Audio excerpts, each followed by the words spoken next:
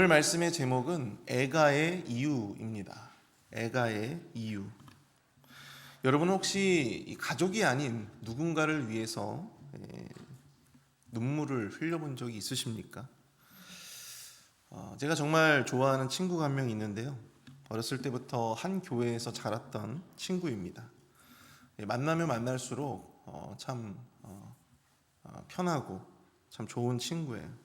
그런데 대학 시절에 미래에 대한 이 불안한 그런 마음 때문에 그 친구가 안 그랬던 친구가 매우 긍정적이고 활달했던 친구가 우울해하면서 또한 미래에 대한 여러 가지 부정적이고 또한 염세적인 그러한 생각과 말들을 쏟아낸 적이 있습니다. 옆에서 그 친구의 모습을 보면서 참 안타까운 마음이 들었어요. 그래서 그 친구에게 좀 강하게 충고를 했었습니다. 그때 그 친구를 생각하니까 너무 이 마음이 아파서 충고를 하면서 눈물을 흘렸어요. 그 친구를 사랑하기 때문에 또한 좋아하기 때문에 충고도 할 수 있고 또 눈물도 흘릴 수 있었던 겁니다.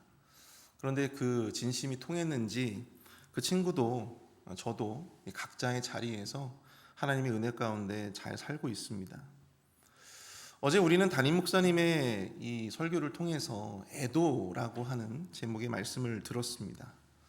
우리가 오늘 읽게 된 이 화 있을진저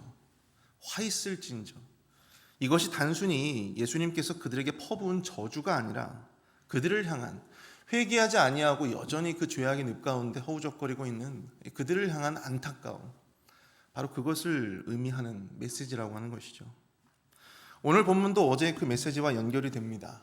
성전의 타락과 또한 죄악에서 돌이키지 못하는 이 우둔한 백성들을 바라보면서 예수님은 그들을 향해 분노를 넘어서서 슬픔과 안타까움으로 이 슬픔의 노래, 즉 이 애가의 형식을 담아 말씀하고 있는 것이죠. 오늘 새벽에는 왜 예수님이 그토록 슬프고 애절한 애가를 선포하셔야만 했을까? 애가의 이유는 과연 무엇이었는가? 우리 본문의 내용을 중심으로 함께 영적인 교훈을 나눠보고자 합니다. 첫 번째, 예수님이 애가하신 이유는 바로 타인의 죄를 통해 자신의 죄를 바라보지 못함으로 인한 애가입니다. 타인의 죄를 통해 자신의 죄를 보지 못함으로 인한 애가. 오늘 보면 29절을 보시면 화 있을진저 외식하는 서기관들과 바리새인들이여 너희는 선지자들의 무덤을 만들고 의인들의 비석을 꾸미며 이르되 만일 우리가 조상 때에 있었더라면 우리는 그들이 선지자의 피를 흘리는데 참여하지 아니하였으리라 하니. 이렇게 말씀을 하고 있습니다. 서기관들과 바리새인들은 자기 조상들의 패악으로 말미암아 죽임을 당했던 그 수많은 선지자들 그리고 의인들을 위해서 무덤을 만들고 또 비석을 아름답게 꾸몄습니다. 당시 헤롯 대왕은요, 솔로몬과 다윗의 무덤에 이 대리석에 큰 이 기념비를 세웠습니다. 그리고 그 기념비를 많은 사람들로 하여금 참배하도록 했습니다. 게다가 수많은 또한 다른 백성들도 순교당한 구약의 선지자들과 또 순교자들의 무덤과 기념비를 실제로 장식하고 또한 참배했다고 합니다. 그런데 우리가 그런 순교자들과 의인들을 추모하며 참배하는 것이 무슨 큰 문제가 되겠습니까? 그것이 죄가 될 수는 없죠. 그런데 문제는 바로 그 다음입니다. 그들은 자신들의 그 행위를 통해서 스스로를 이렇게 위로하고 있습니다. 자신들이 그 당시에 살았더라면, 자신들이 그 구약의 시대에 살았더라면 결코 자신들은 그 의로운 선지자들을, 그 의로운 사람들을 죽이는 일에 자신들은 결코 동참하지 않았을 것이다 라고 하는 그런 말을 하고 있다고 하는 것이죠.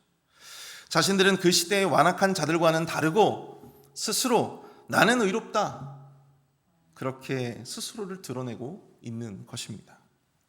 사랑하는 성도 여러분, 여러분들은 다른 사람의 일탈 혹은 다른 사람들의 죄를 보면서 어떠한 생각을 하십니까? 하나님, 제가 저 사람처럼 죄를 짓지 않고 이렇게 살아가고 있음에 감사드립니다. 제가 죄를 범하지 않고 언제나 하나님을 온전히 예배할 수 있는 그런 믿음을 갖게 하시니 감사합니다. 이렇게 기도하십니까? 우리 마땅히 다른 사람의 죄를 보면서 그 사람이 아니라 자기 자신을 볼 줄 알아야 합니다.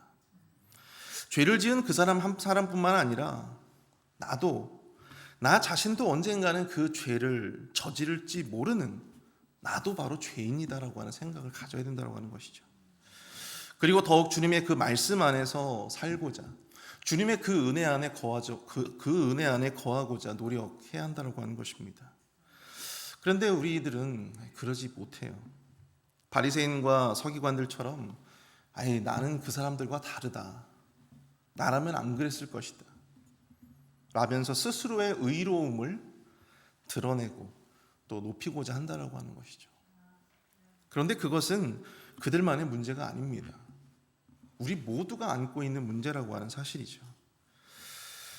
여러분들 기억하실지 모르겠지만 오래전 서울에서 이 청년 사역으로 유명했던 한 목사가 있었어요.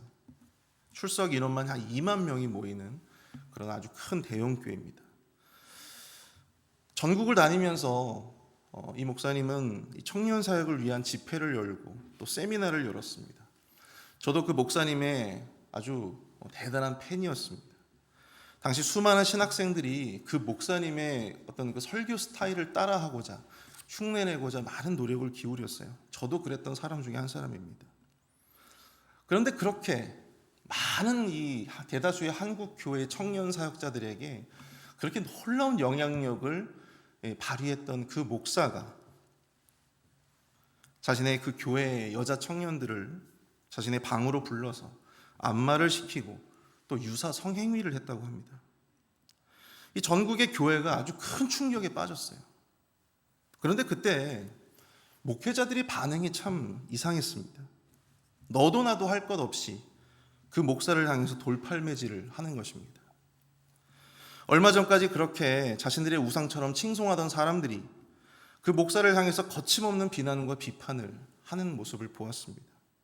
물론 그 목사는 비난받고 비판받아 마땅한 사람입니다. 그런데 저는 그들의 모습 가운데서 어떤 한 지점이 이 마음 가운데 걸림이 되었습니다. 제가 그 목사를 동정해서가 아닙니다. 또 그 목사의 행위를 변호하고 싶지도 않습니다. 그러나 우리가 남의 죄를 보면서 우리가 진정 가져야 할 마음이 과연 다른 사람들을 따라해서 저에게 돌팔매질을 하면서 비난과 비판을 하면서 자신의 의로움을 더하는 것이 과연 옳은가라고 하는 것을 생각하게 되었다라고 하는 것이죠. 그렇다면 그 목사에게 돌팔매질을 하는 과연 우리는 뭐가 좀 다른가라고 하는 것입니다. 그도 죄인이고 우리도 죄인입니다. 타인의 죄를 바라보면서 우리가 가져야 할 시각은 그를 정죄하면서 우리의 의로움을 더하는 데 있지 않다라고 하는 것이죠. 우리도 그와 똑같은 죄인이기 때문에 우리도 언젠가는 까딱 잘못하면 우리도 그와 같은 길을 얼마든지 걸을 수 있는 죄인이다라고 하는 사실을 우리가 깨달아야 된다라고 하는 사실입니다. 주님의 은혜가 필요하다라고 하는 존재이다. 바로 그것을 우리가 기억해야 한다라고 하는 것이죠. 오늘 보면 31절에서 예수님의 그 조상의 죄를 보면서 자신의 의로움을 더하는 자들을 바라보며 예수님이 이렇게 말씀하세요. 그러면 너희가 선지자를 죽인 자의 자손임을 스스로 증명함이로다. 바로 그러한 행동 자체가 스스로 죄인임을 증거하는 것이다 라고 예수님 말씀하고 있는 것입니다.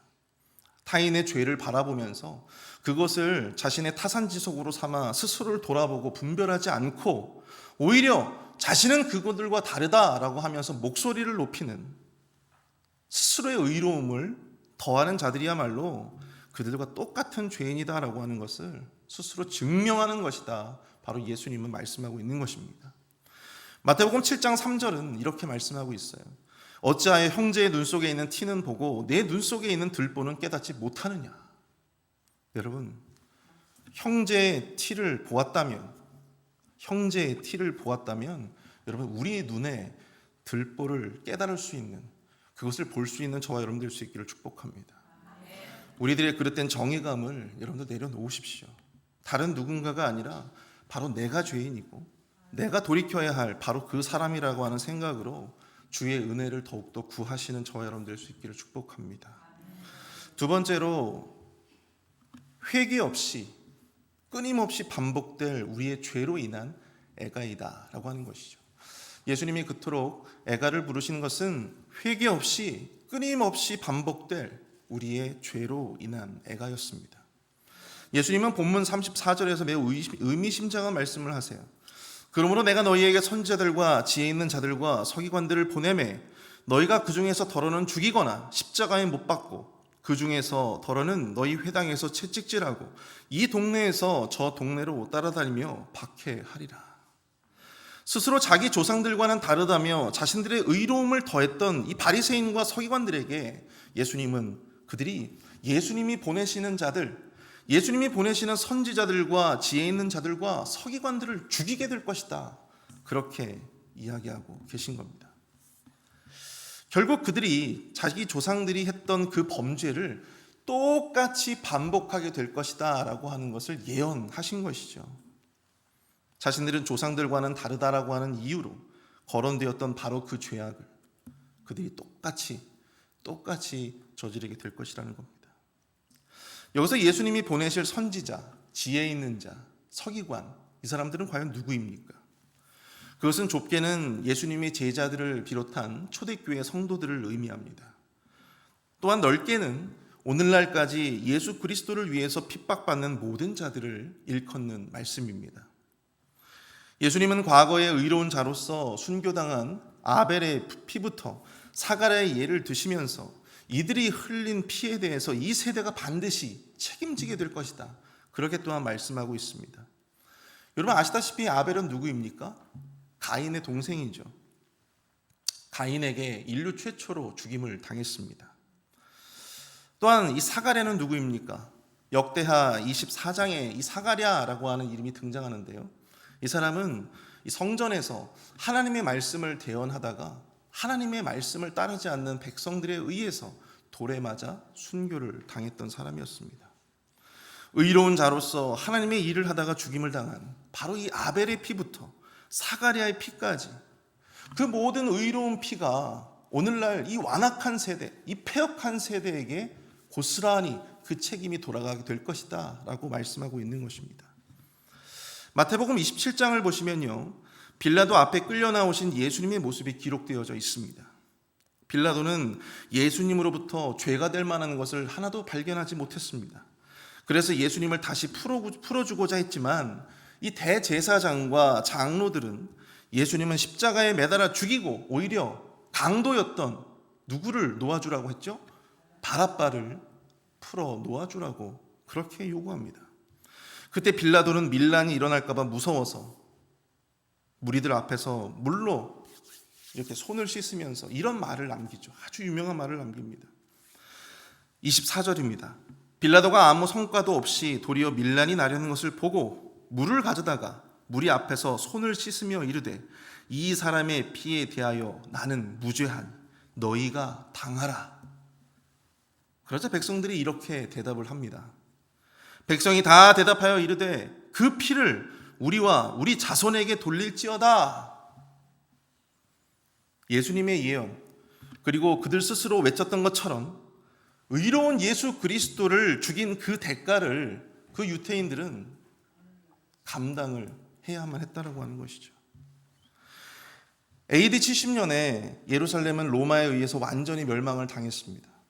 그 후로 오랫동안 유대인들은 나라 없이 전 세계를 떠돌아다니며 모든 민족들의 천덕꾸러기로서 많은 피를 흘리고 억울함을 당하고 또 희생양이 되어야만 했다라고 하는 것이죠. 그리고 최근에는 이 독일 나치의 이 홀로코스트까지 당해야만 했다라고 하는 것입니다. 여러분 얼마나 이 무서운 일입니까? 그런데 여러분 무엇보다 그들이 당했던 가장 큰 희생과 가장 큰 대가가 무엇인 줄 아십니까? 바로 하나님의 아들 예수 그리스도를 알지 못했다라고 하는 것이죠. 메시아가 이미 왔음에도 불구하고 지금은 그 유대인들은 지금도 그 메시아를 기다리고 있다라고 하는 사실입니다. 메시아가 이미 왔음에도 불구하고 메시아를 기다리고 있는 저들의 이 어리석음과 안타까움, 구원에서 벗어난 삶을 여전히 살고 있는 그들의 그 삶이, 그 기대가 가장 큰 심판이고 가장 혹독한 징계이다라고 하는 것입니다. 사랑하는 성도 여러분, 이처럼 회개가 없는 삶은 이럴 수밖에 없는 거예요. 돌이킴이 없이 스스로의 의로움을 더하고 이 그릇된 정의감 속에서 살아가는 인생의 비참함이 바로 오늘날 이 유대인들을 보면 알 수가 있다고 하는 것입니다. 진정한 회개가 없다면 결코 그 죄를 끊어낼 수가 없습니다. 결국 그 죄도 반복되고요.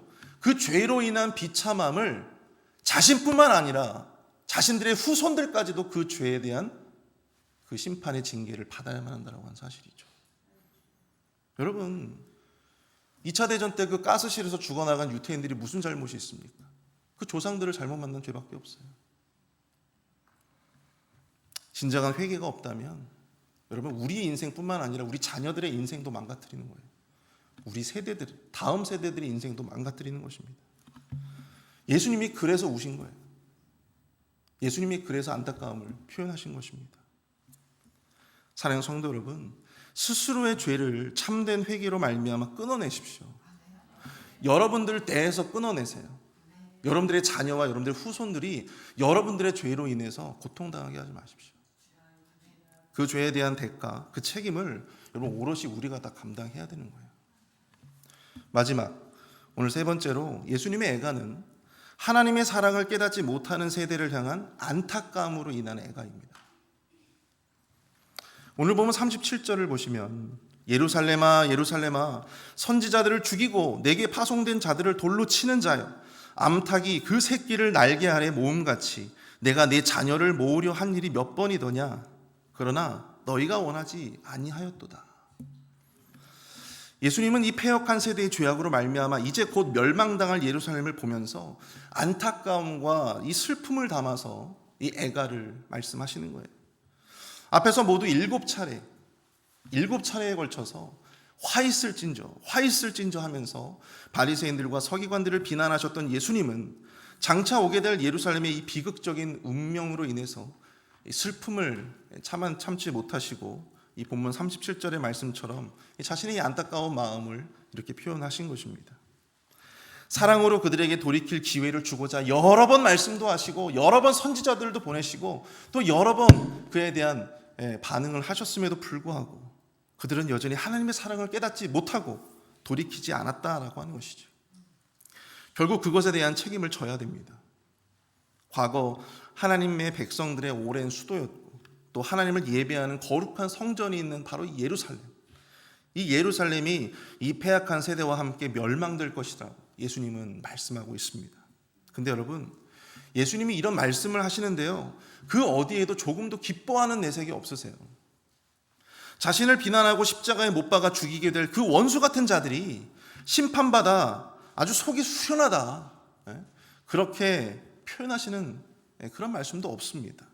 오히려 그동안 사람들의 죄를 돌이키기 위해서 선지자들을 보내고 결국 당신의 아들 예수 그리스도까지 보냈지만 돌이키지 않는 이 패악한 세대로 인해서 하나님이 그토록 사랑하시는 그 땅이었던 이 예루살렘, 그 예루살렘 성이 무너지고 또 예루살렘 성전이 회파되는 그러한 비극적인 운명 앞에 예수님은 슬픔을 느끼신 것입니다.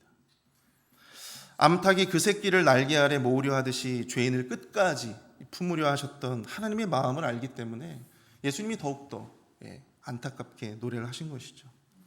누가복음 19장 41절을 보시면 가까이 오사 성을 보시며 우시며 이런 말씀이 있습니다.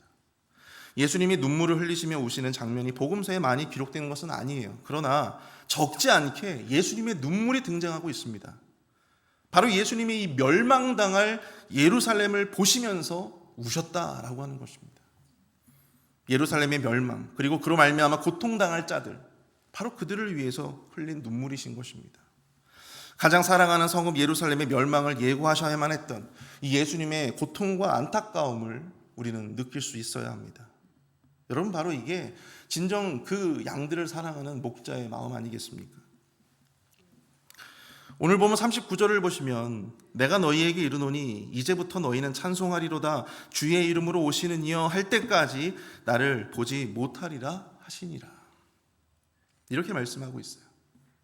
이 말씀은 시편 118편 26절을 인용한 말씀인데요, 예수님이 예루살렘 성에 입성하실 때 그 많은 무리들이 호산나 호산나 하면서 종려나무 가지를 흔들고 자신들의 옷을 길바닥에 깔면서 예수님께 외쳤던 그런 말씀입니다. 이제 예수님은 다시 예수 그리스도를 유대인들이 진정한 메시아로 인정하고 자신들의 조상처럼 그렇게 찬송하리로다, 찬송하리로다, 주의 이름으로 오시는 이여 할 때까지 예수님은 그때까지 오시지 않겠다라고 말씀을 하십니다. 그때까지 예수님을 보지 못할 것이다, 그렇게 말씀하고 있어요. 근데 여러분, 이것은 중의적인 표현이에요. 이것은 예수님이 다시 오실 것이다 라고 하는 그런 말씀도 함축하고 있고요. 또한 중의적으로 이 유대인들 가운데에서 예수님을 자신의 진정한 주인으로, 주님으로, 또한 메시아로 여기게 될 날이 올 것이다 라고 하는 것을 예언하고 있는 것입니다. 로마서 11장 26절을 보시면 그리하여 온 이스라엘이 구원을 받으리라 기록된 바 구원자가 시온에서 오사 야곱에게서 경건하지 않은 것을 돌이키시겠고 라고 말씀을 하고 있습니다. 이 말씀처럼 언젠가는 유대인들도 회개해서 예수님께로 돌아갈 것이다 라고 하는 어떤 그런 의미를 담고 있는 것이죠. 다시 말해서 아직 이 유대인들에게는 아직 회개의 기회가 남아 있었다라고 하는 것입니다. 사랑하는 성도 여러분, 우리를 사랑하시는 하나님은 사랑하는 자녀들에게 끝까지 기회를 주십니다. 무슨 기회입니까? 무슨 기회입니까? 그렇죠. 회개하고 다시금 자신의 죄를 돌이킬 수 있는 기회를 주신다라고 하는 것입니다. 그런데 이런 기회가 있다고 해서 어리석은 사람들은 어떻게 합니까? 이 기회를 자신의 죄를 더하는 기회로 삼고자 한다라고 하는 사실이죠. 이런 기회가 있다면 마땅히 하나님께로 더 가까이 나아갈 기회로 삼아야 할 텐데, 자신의 죄를 돌이키는 기회로 삼아야 할 텐데 어리석은 자들은 그렇게 할 수 없다라고 하는 사실입니다. 예전에 이 자녀를 잃어버린 실종 아동들의 부모들의 다큐를 본 적이 있습니다. 다큐멘터리를 본 적이 있는데요. 그 부모들을, 자식을 잃고 하루하루 자식을 기다리면서 살아가는 그 부모들의 삶에 대해서 다큐를 찍어서 보여준 것이었어요. 그 부모들은 밤에도 문을 열고 잠을 잤습니다. 왜 그럴까요? 자녀가 언제라도 집으로 들어오는 것을, 문이 잠겨서 집에 못 들어올까 봐 그렇게 문을 항상 열어놓고 잠을 잡니다. 또 아무리 낡고 오래된 집도 다른 사람에게 팔고 다른 곳으로 이사를 갈 수도 없습니다. 왜 그렇습니까? 자신이 떠나면 자녀들이 돌아올 곳이 사라져버리기 때문이죠. 부모의 마음이 바로 이런 것입니다. 하나님의 마음이 바로 이런 것이에요. 아버지 하나님의 마음이 바로 그런 것입니다. 여전히 마음의 문을 활짝 열어놓고 죄인을 기다리시는 바로 그 아버지의 마음이 바로 이렇다라고 하는 것이죠. 여전히 죄인을 기다리시는, 여전히 자신의 연약한 자녀들을 기다리시는 그 주님께로 언제든지 돌아가실 수 있는 우리 모두가 될 수 있길 축복합니다. 함께 기도합니다. 우리 말씀을 생각하면서 함께 기도하겠습니다. 주님, 우리를 위해서 참 지금도 눈물 흘리시는 주님을 바라봅니다. 우리가 타인의 죄를 통해서 우리 안의 죄를 바라보게 하여 주시고, 또한 회개함으로 반복되는 우리의 죄를 돌이키게 하여 주시옵소서. 우리 함께 말씀을 생각하면서 함께 기도하며 나아가도록 하겠습니다. 함께 기도합니다.